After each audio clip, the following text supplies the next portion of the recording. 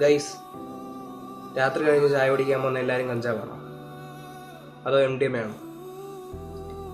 അല്ല, അങ്ങനെ പറയുന്ന ഒരു കൂട്ടം ജനതയുണ്ട് നമുക്ക് ചുറ്റിനും.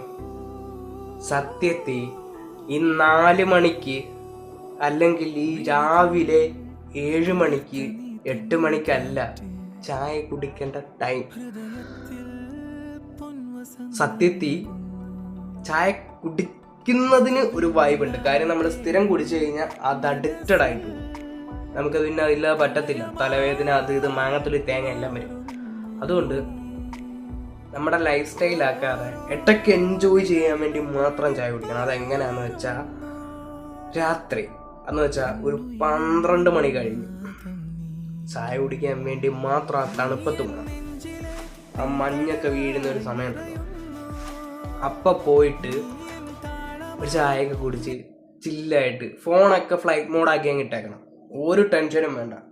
ഫ്ലൈറ്റ് മോഡാക്കി ഇട്ടിട്ട് നമ്മൾ ചായയൊക്കെ കുടിച്ച് ഓരോ കാര്യങ്ങളൊക്കെ ഇങ്ങനെ ചിന്തിച്ച് എൻജോയ് ചെയ്യണം. അങ്ങനെ എൻജോയ് ചെയ്യാൻ പോകുന്ന പല ആൾക്കാരും ഇപ്പൊ കഞ്ചാവാടാ, MDMA ആടാ, സിറിഞ്ചാടാ. ജനത അങ്ങനെ കുറച്ചെണ്ണം ഉണ്ട്. ഒറ്റ ലൈഫേ ഉള്ളൂ, എൻജോയ് ചെയ്യും.